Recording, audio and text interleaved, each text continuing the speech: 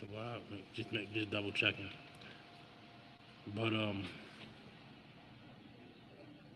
But initially though,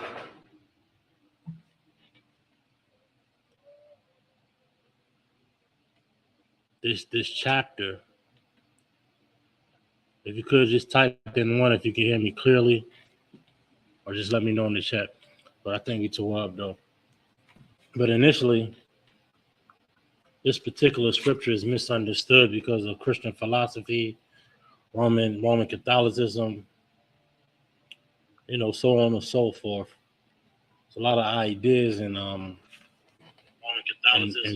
theories on this particular on this particular topic here.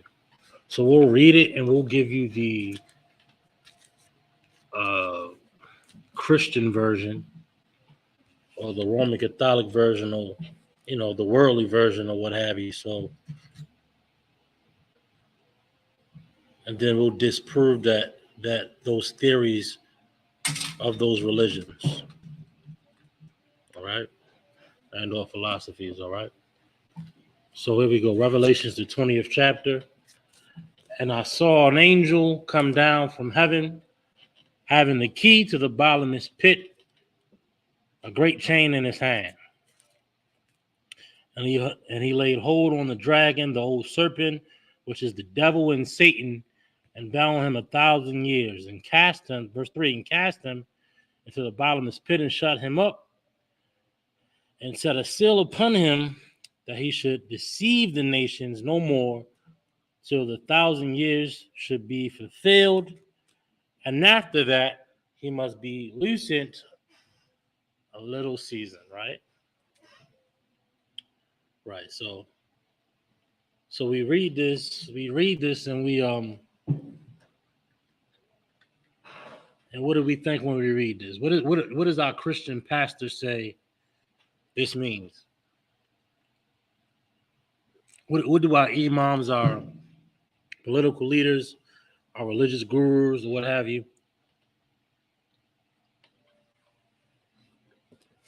What do they say this is? What is the popular theory of this particular text here? If you don't know, I'll show you. I'll explain. They read this. You got to think like the Christian mind, especially today in today's time. They think in a very theatrical and cinematic way. So they'll read this scripture and they think like Superman, Lex Luthor. They'll think Iron Man or whatever his villain is, or the Avengers versus, the Dark, whatever the hell uh, that cinematic, movie stuff is. They think like that in their mind, but this particular scripture is not talking about that. They think it's Christ going to be fighting the angel Satan. And like we think, we don't understand Satan is an angel. And this particular angel, he actually, bear with me 1 second.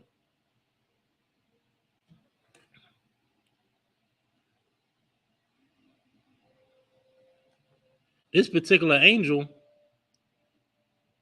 he actually follows orders. Like Satan is a loyal servant to God. Like but the Bible calls angels like Satan evil angels. Satan just doing his job. That's all that is. Satan just doing his job like all the other angels is doing their job. But because of Christianity and its theatrics and its misunderstanding, they think in their mind, this is Superman versus Lex Luthor. Right? They think this is Batman versus Joker. They think this is some type of theatrical play. When Satan's just doing his job. When let's talk about Satan, now we're going to get the full breakdown on this here. But I'm just giving you the Christian perspective, and then we'll debunk that Christian perspective. But they think this is okay. They think Christ's going to deal with the angels. Going to be this big fight in the sky with the devil, right? Just like your movies, right? Just like Superman, just like Spider-Man. It's going to be this big fight, this big scene, and then Christ's going to kill the devil, kill the devil, kill Satan, the angel, right? Hey, bear with me 1 second. Get this real quick.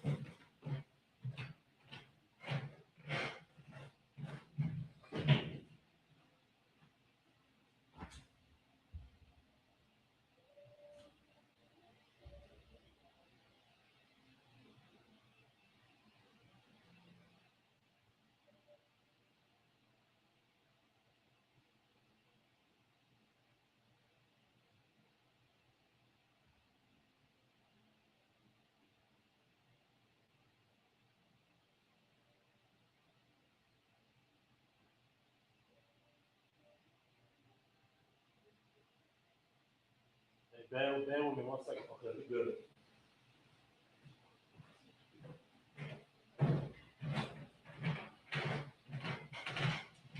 Let me say something up front, real quick.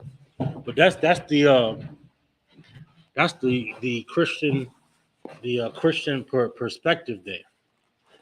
This battle with the angel, Jesus Christ, and then Christ is winning, and the whole world is happy, and then everybody goes into the sky with God and the angels.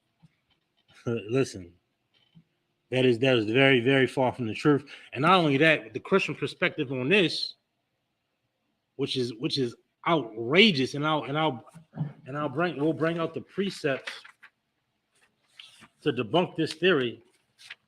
They think that 1,000 years, right, is Satan. God is going. Slaki, Jesus Christ is going to lock Satan up in a cell, in jail, or what have you, or whatever the theory is, and that's just literal. That's his literal sentence.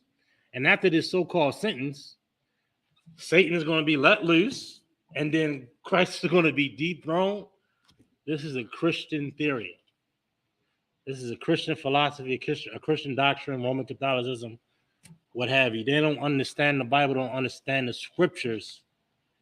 And we can quickly debunk that with a couple of scriptures. We're not going to get all of them, but we'll get some for time's sake. And let's just debunk that theory quickly. But they think that Christ is going to lock up Satan, the angel, right? Lucifer, and then after his sentence, he's gonna get dethroned or what have you. He's gonna get let loose through the earth. No, let's go in the Bible. Let's go in the Bible, since the church refuses to go actually in the records. We'll get a couple of scriptures here. We'll go Old Testament and we'll go New Testament on this one for the Christians. Let's get to Isaiah.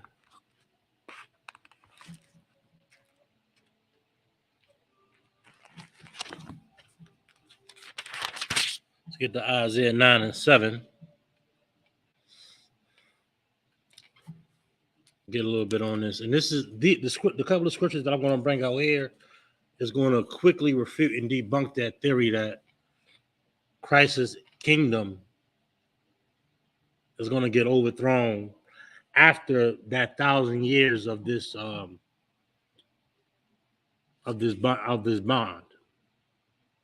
You understand? Because we read that Satan and the devil are going to get tied up, but we're going to get a full breakdown on that. But let's just debunk this small portion here. Let's just debunk that small portion so we can get a full understanding of this all right? In Isaiah, then we'll also go into the New Testament for the Christians. All right, so Isaiah 9 and look at my notes. 9 and 7. Of the increase of his government and peace there shall be no end. This is a prophecy. This is a prophecy to Christ's kingdom.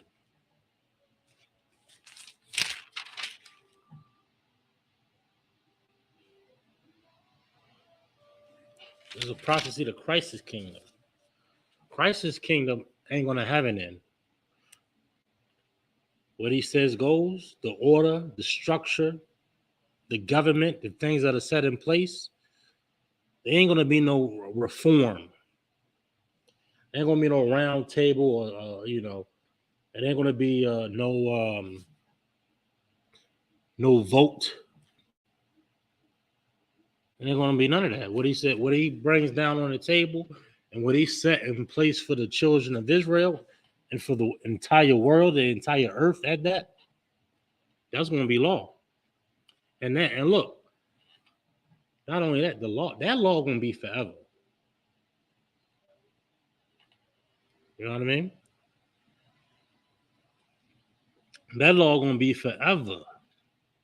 It ain't just gonna be for a little while. It ain't gonna be something we try out for a little bit, see how it goes. Our Constitution, our laws, statutes, and commandments, our order, our reign is gonna be set in stone. Ain't gonna be no democracy on the face of the earth. Ain't gonna be no democracy, no round tables, no table talks.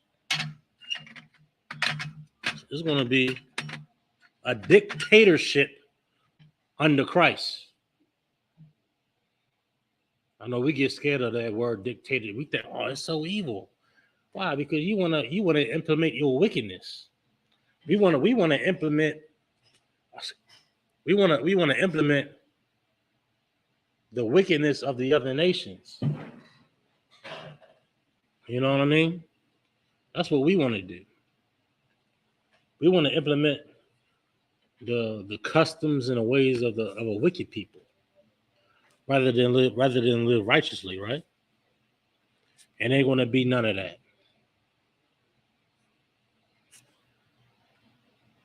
There's no end to this righteous dictatorship upon Christ's return. That's what we gotta recognize and understand. Like, this ain't a choice. Like, we think democracy. Look at what democracy has done to America. We thought democracy was so great and was so great and loving and understanding, right? Look at America. It's a goddamn mess. America to the entire world is a goddamn joke. You got the LGBTQ community, you got the school shootings. There's no order. There's no structure. There's democracy. But under Christ's dictatorship, there won't be no school shootings. There won't be no LGBT community. You understand? There won't be none of that madness. There won't be no Christmas, no 4th of July. It won't be no multi-religious, all-inclusive religious garbage. It won't be none of that. It will be actual structure, order, which is thy kingdom come. When it talks about thy will being done, Christ is going to do on the earth what God wants. Not what we want, democracy and rainbows and candies and all-inclusiveness and whatever we feel or whatever we think is right and just. It's what God knows is right and just. It's what Christ is. Now Christ is going to institute judgment and righteousness in the earth. Again, we doing it right here in the Israelite School of ISUPK. We executing righteousness in the earth.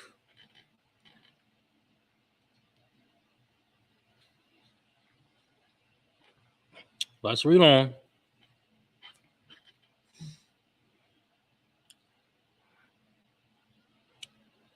All right. Peace there shall be no end upon the throne of David. That's important.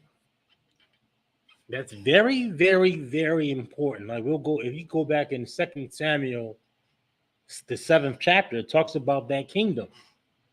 I don't have that written down, but I'll get into it a little bit before we get in 2 Samuel 7 and 12. I'm gonna get that. I'm gonna get that next. Why does it go back to David? Because Christ sits on King David's throne. He sits on King David's throne. He's heir to the throne. Christians don't want to hear that.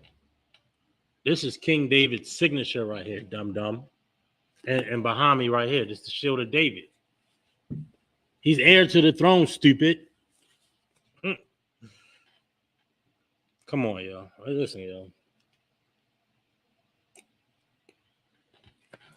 Go get some more. Go get some more. And upon his kingdom to order it and establish it with judgment and with justice from henceforth, even forever. The zeal of the Most High of hosts will perform this. Like, this ain't, these things are going, like, America think they got this on lock. And should I even say America, the oppressor in general? They think life good. They think life's so good that they stepping on the toes of other nations, wanna be in Ukraine, stepping on the toes of Russia. How dumb and idiotic. The Lord made them idiots. Like the leaders before had some type of understanding, but these leaders today, they are dumb. They can't listen. This captivity is coming to an end. It's been prolonged and prolonged and prolonged, and this World War III is happening. It's happening. All that praying for Ukraine and praying for Paris and praying for this, praying for that, all that praying, God ain't hearing those prayers. God ain't hearing those prayers. What God wants in the earth is going to happen. This World War III will happen. Don't be scared. Don't be scared, brother. Don't be scared, sister. All you do is put that cigarette out and never smoke it again. Never smoke it again. I know you might have an urge. I know you might be down and going through something, but what's coming for us is far greater than the satisfaction of a cigarette or a blunt. It's far more greater and grander, I should say, than the pleasures of this earth and the pleasures of this world, this age in society. It's far more greater. What's about to come? What's about to happen? All we got to do is put that blunt up. Woo. Toss it. Forget about it. You're gonna forget that you even had took a drag of anything ever. If you ever put a vial to your face, a needle in your arm, or any addiction or any affliction that we may have, we think that those afflictions and addictions are necessities of life. They're not.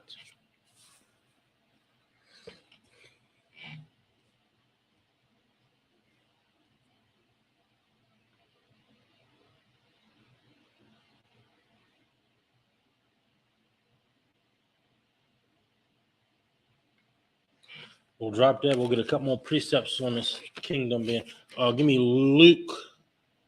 Well, I said I was going to Second Samuel. Let me go to Second Samuel first, just to reiterate what I mentioned, and then I'll grab one more scripture on this particular topic. Then I'll go into the chapter fully.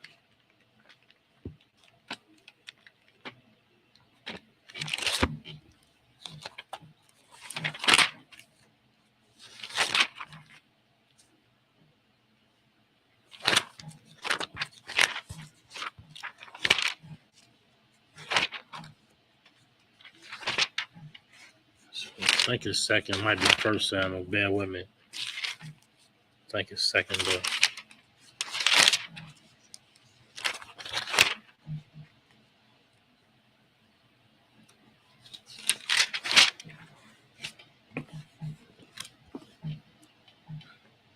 Here we go. 2 Samuel 7 and 12, and it reads, "And when thy days be fulfilled," bear with me 1 second, class.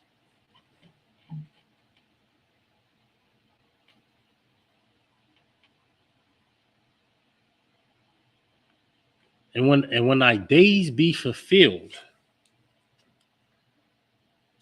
and thou shalt sleep with thy fathers. Just talking about death. This is understandable here. Very clear. I will set up thy seed after thee. Everybody understands what seed is, right? Your child. What comes after you? Here. Which shall proceed out of the about. I will establish his kingdom. 13. He shall build a house for my name, and I will establish the throne of his kingdom forever. It's talking about Christ. It's talking about what's going to happen in the future here. Hey, look, it's one book. Like we think, like Christians think, like Old Testament done away with. Not, that don't matter. Blase, blase. All of this is tied together, and I'll prove that to you with one more verse, and I'll bring that into Luke, and then we'll go into Revelations here. Luke, the first chapter. Luke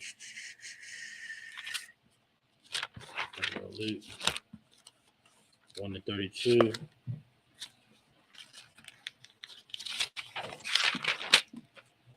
I might go over my usual time today too. I started a little bit behind, but we'll try to address everything here. Excuse me. Luke 32. He shall be great and shall be called the Son of the Most High. Right? He should be called the Son of the Most High. Of course, this is talking about Jesus Christ. Of course, this is talking about Jesus Christ, right?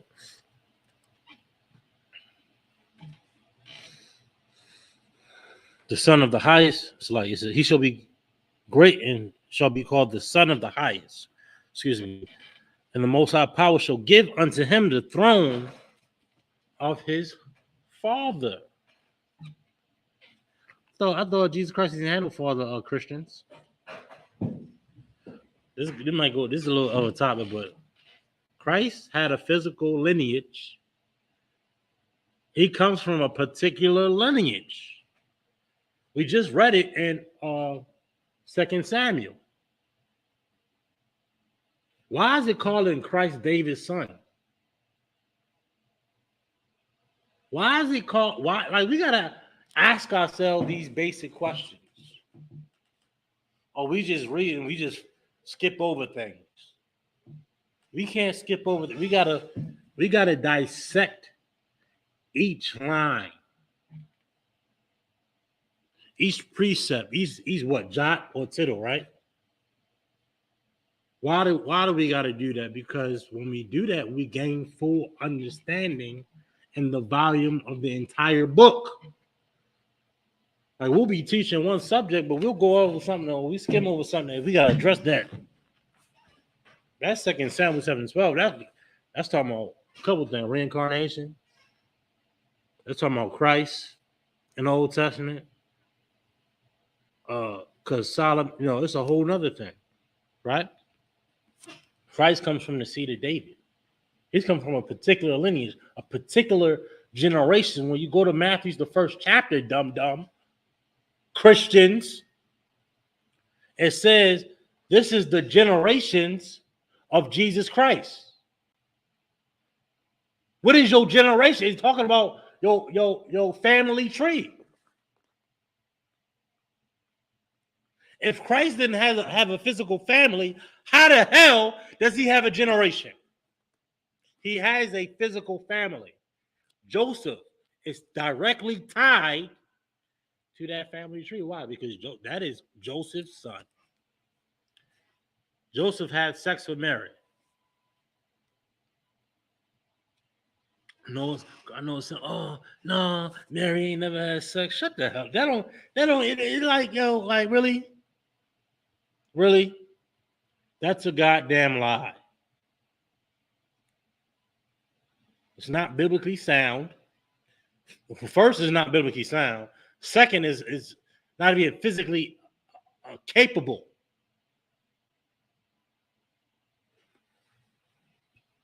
We'll move on though. 2 Samuel explains it. This here explains it furthermore. But not only that, it explains and continues to disprove that theory of the Christian church there. We'll read on. The throne of his father David, 33, and he shall reign over the house of Jacob forever, and of his kingdom there shall be no end. It sounds just like 2 Samuel, don't it? It sounds just like 2 Samuel. It sounds just like we read in Isaiah. And we got other precepts, Revelations 11, other chapters. It's all throughout the Bible here.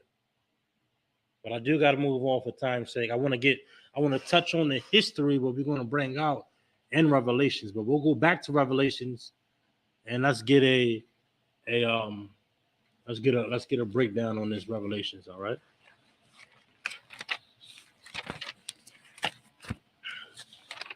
Because listen, man, the church got it wrong.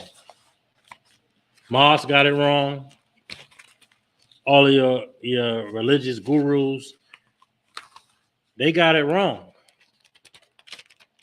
But here in the Israelite School of ISUPK, we got the answers, the solutions, the breakdowns, the leadership, the wisdom, the understanding, the knowledge, all of that here in Israelite School of ISUPK.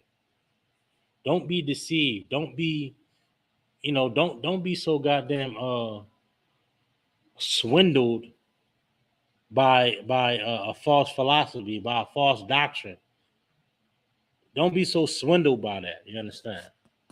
And look, make sure we all liking and subscribing these videos, and like the video, and make sure you subscribe to the channel.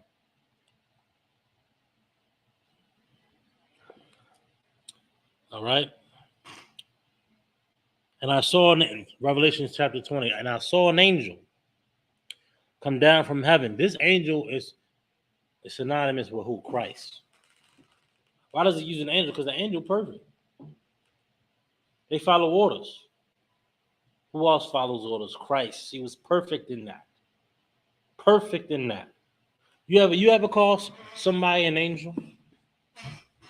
You ever call somebody an angel? Oh, she's such an angel. She's so perfect and kind and, synonymous with that, but not in the way we think though. You ever call somebody a devil? You ever call somebody a snake? We'll also get to that too, right?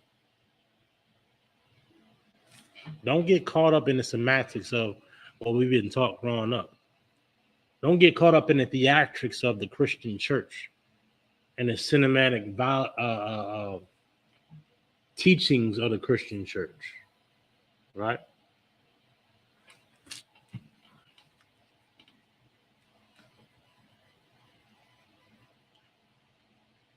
Come down from heaven, having the key of the bottomless pit and a great chain in his hand. He's got full authority. Keys to the city. Full authority, keys to the city. That's what Christ won't have. Right?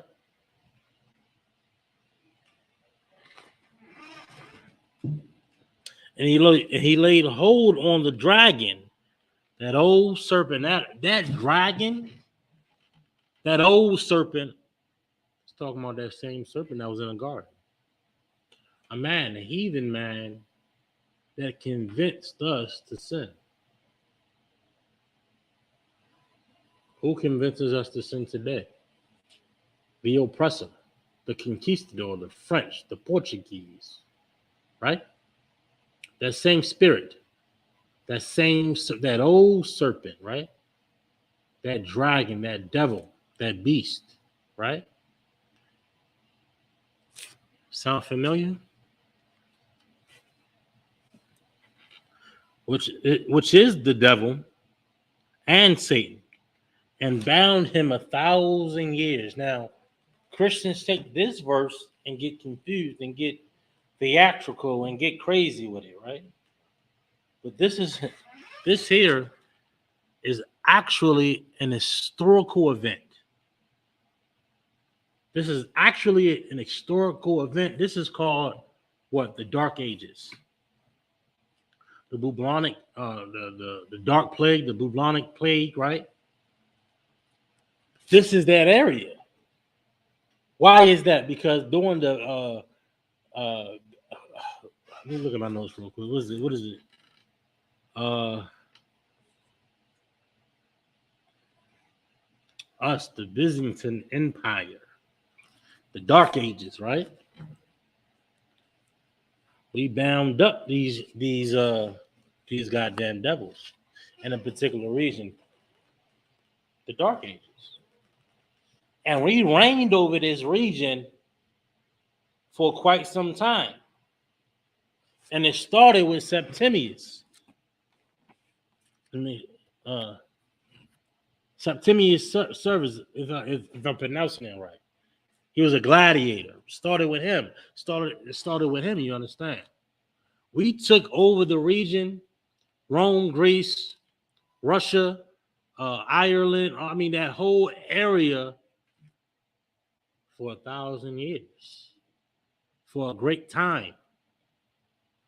It was many kings of Scots that was of hue, black Israelites. You understand?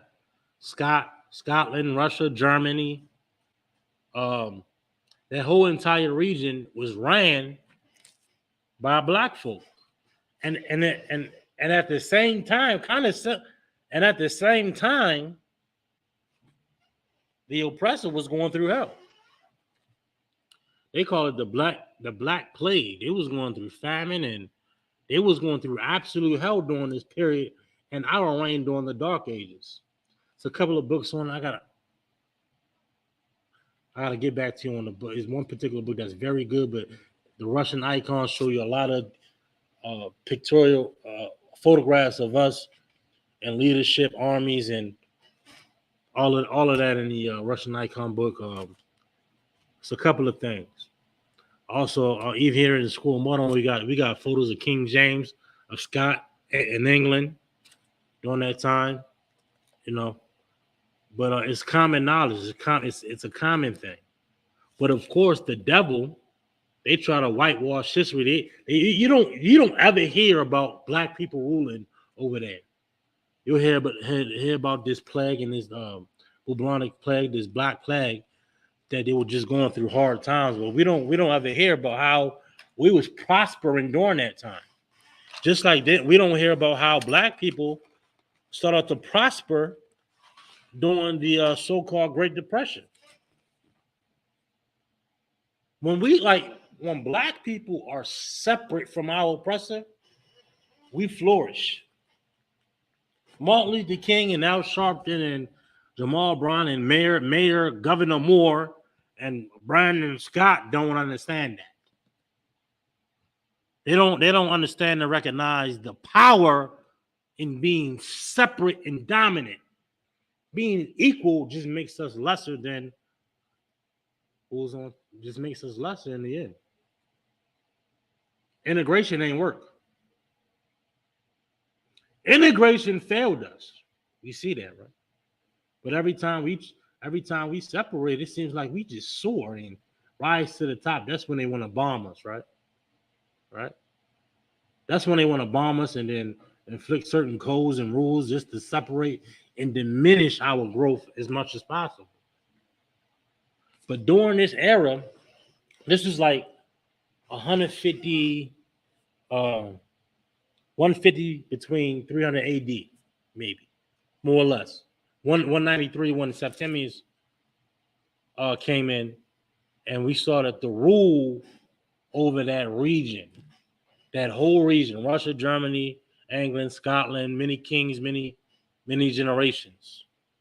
That's the Satan and the devil being bound. That ain't Christ coming back having a one-on-one scuffle with the angel Satan.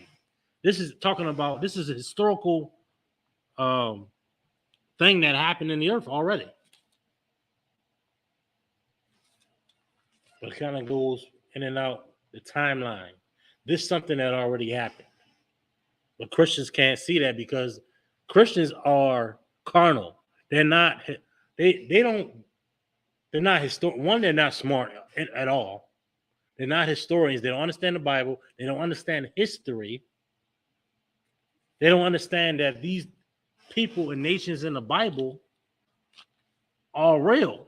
Like, this is not a theatrical book here. This is reality. This is what happened, what's happening now, and what will happen in the future. We think it's a goddamn joke. It's some type of, you know, I don't think we understand how grand this is.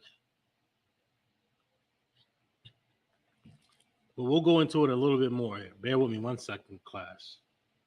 And make sure y'all like and subscribe out there. And check in. Make sure y'all like, subscribe. It's very important for the group, for our platforms and for the truth here, all right? Make sure you like and subscribe these videos, man. Like and subscribe these videos. Don't just be up here taking in all the information, IUIC. We know you watching. All you religious institutions out here watching, trying to get knowledge and wisdom. We know you want the breakdown, but go ahead and like the video and subscribe. You might be in here one day, dum-dum. Anyway, but like that time period, the Dark Ages, all right? Yeah, we shut it down. We shut the whole region down for 1,000 years. After that, it started with Italy. They started to come out of being a subservient and to gain power and to gain. That's why the Vatican and all that stuff. They started to gain power and legitimacy in the earth, and then shortly after, we went under once again as a nation. But it was many kings, many empires, and we ruled Scotland, Ireland, Irish. I know we think Irish in our mind. We think leprechauns and white men with beard. We was running the things. And that in that time period, that 1,000 years, they was going through absolute hell. They was going through absolute hell. They call it the Black Plague or the Blutonic Plague or something along those lines.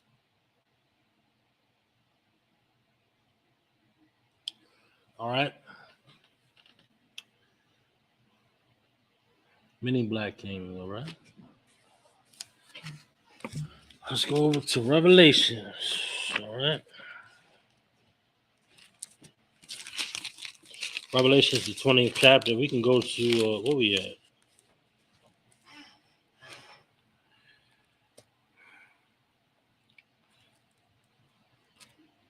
Verse 3, and cast him into chapter 20. And cast him into the bottomless pit and shut him up.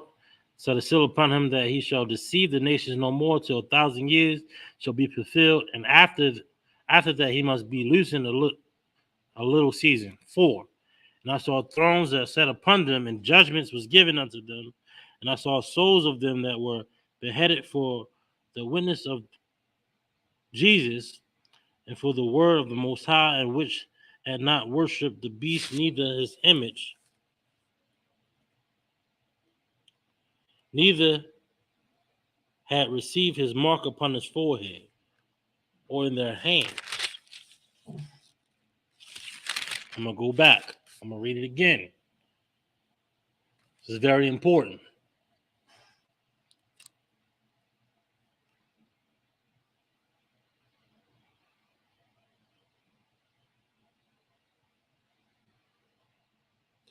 And I saw the thrones.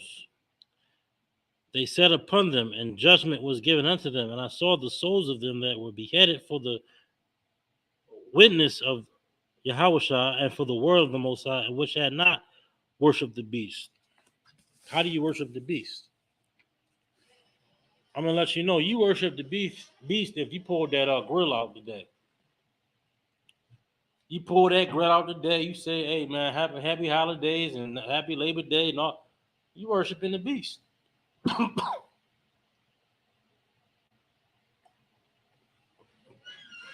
We've chosen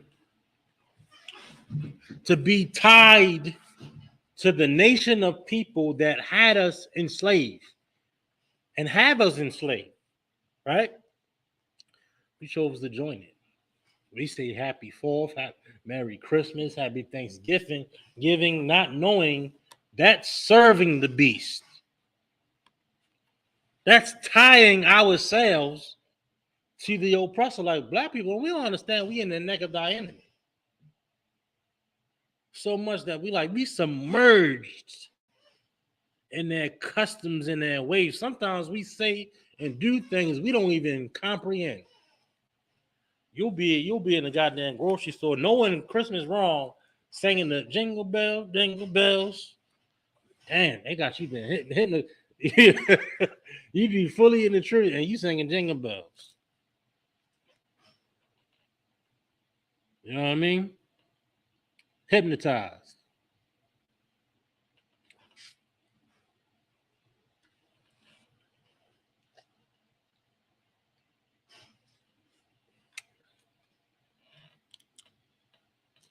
You shouldn't worship this beast. We think worshiping the beast is going out and bowing down and all of that. We don't understand what worship is.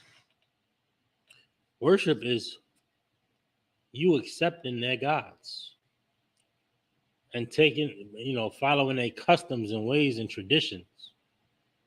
That is a form of worship.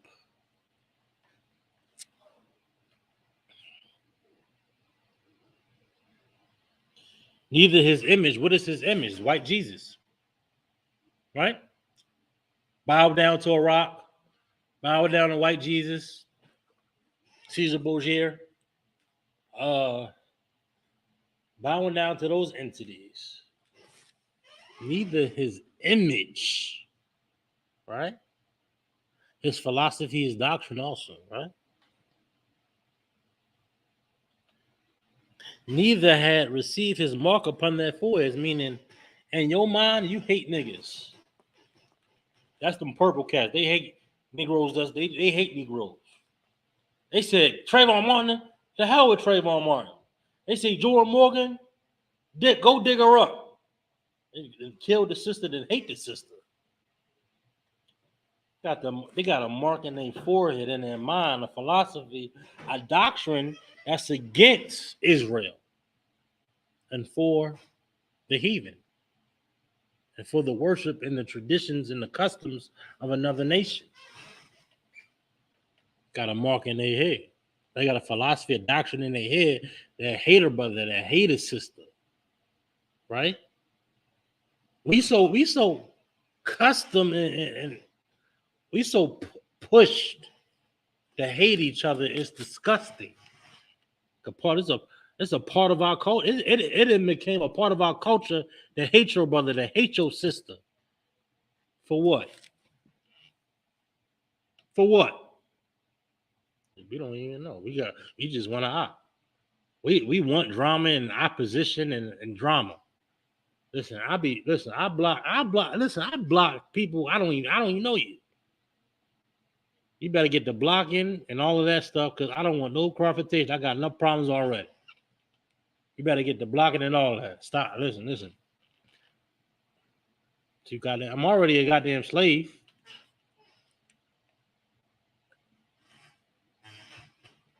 We'll get some more, and I might have to pick this up tomorrow. I might be here tomorrow or Thursday. If not, I'll pick this up on Monday, or I'll go into it after Sabbath service. All right, but it's so much information to retain here. But the mark in the head, right, upon their forehead or in their hands, and they lived in. Listen.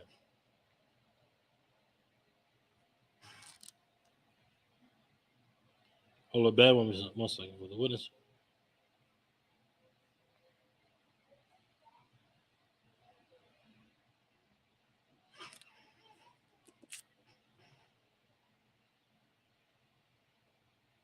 Meaning, it says, hold up, it says, neither had received his mark upon their foreheads.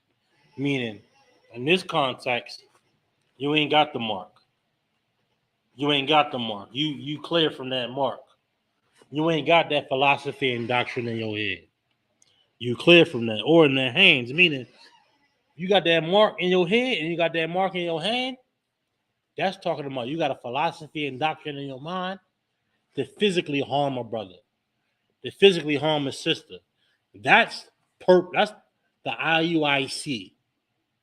They have a doctrine and philosophy in their mind to hurt a prophet of God.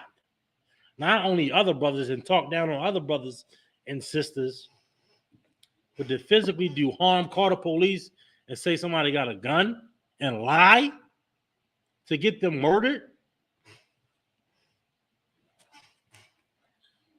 This is talking about the brothers that ain't got that mark in their mind or in their hand. When it says in your hand, like a lot of fake. Another theory is that the mark of the beast. This is a precept for the mark of the beast, right?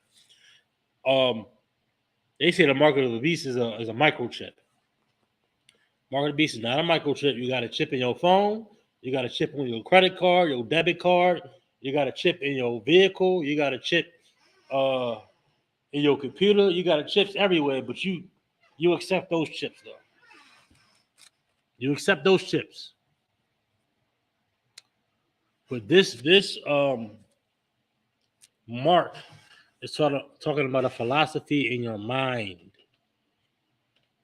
And when it talks about that in your hand, excuse me, it's talking about you acting out on that philosophy in your mind. When you physically harm a brother, physically harm a sister for your doctrine, for your philosophy, for your theories, that's the mark in your hand, IUIC. You have the mark of the beast. You have the mark of the beast. We will never be brothers. We will never be brothers. How can I be a brother with you when you got the goddamn mark of the beast? All this black revolutionary bull crap. I want to hear that madness. You have the mark of the beast. You are in cahoots with the oppressor of the earth. Dummy. Sidebar, whatever you want to call it. What time is it?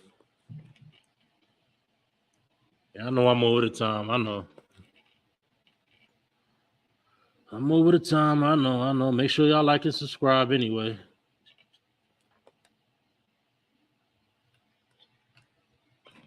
Make sure you like and subscribe. All right, and I might have to pick this up, but yeah, whatever. I'll put a part 1 in. I'll do part 2 next week. Okay? Or in the hand. And they lived and reigned with Christ 1,000 years. But the rest of the dead lived not again until 1,000 years were finished. This is the first resurrection. Let me go down to 7.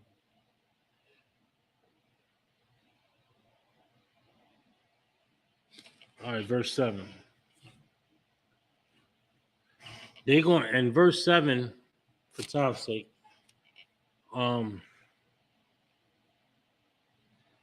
This is when they're going to regain power, and it started in Italy.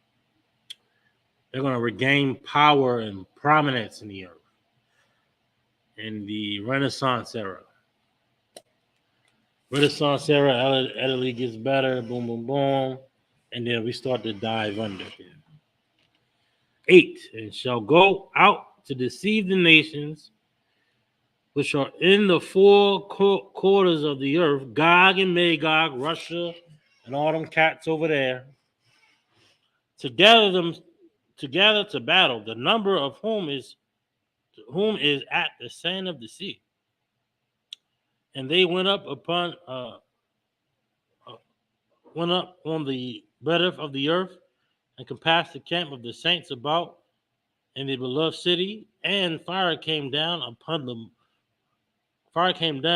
Most High out of heaven and devoured them. This is and I'm gonna elaborate a little bit more next week. We'll do a class on how this dives into our salvation, right? How this dives our uh into the kingdom of heaven. You know what I mean? But it's important to get that backdrop of history, and we'll go into next week a little bit more history and Daniel and the 10 toes and the iron in Daniel, the second chapter. But all of that's directly tied to Revelation, the 20th chapter. And I know it's kind of a lot to retain. Maybe it's probably a 2 hour, 3 hour class, but I'll have to pick it back up. But I gotta, you know, Salaki. But in this particular, it's talking. This is like 13 now. At this point, we're talking about 1,000 years later. So this is like 1300 AD. Renaissance era. Italy starts picking up. Other nations in that region start to pick up, and then we start to dive under, and things get rough. Okay, for the earth again. So, but we'll pick it up. We'll pick it up though. We'll start at 20 and 7 next week, and then we'll explain how this goes into the World War III and our salvation. But this is all linked together. It's not like one story. It's all a flowing thing here. All right. So you know, dude, you got to do a little bit of research here. That time period of the Dark Ages is it's not what the Christians is talking about. They got it wrong. They got it wrong, and they're incorrect in their theory, and they're incorrect in their knowledge. But here we're going to break it all down. We're going to break it all down. We're going to get you all the information that you want, all the information that you need. But it goes into we're going to go into the we're going to explain how they regain power and prominence. We're going to go into the future where they're going to fall, the World War III, and we're going to go into our salvation.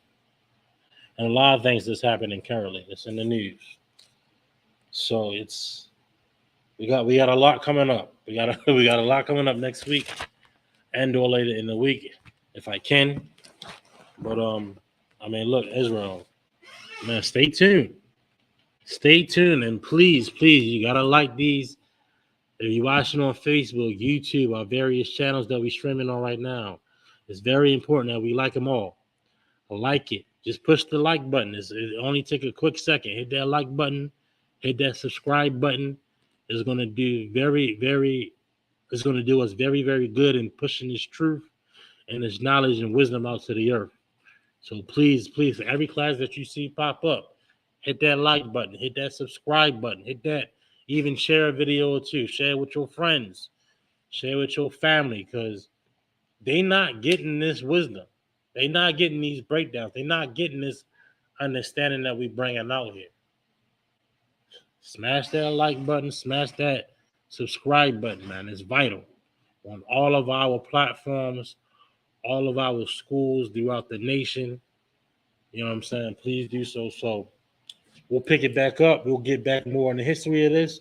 We got a lot of history in today, and I'll bring that book that's going to talk about those kings and then reign in that dark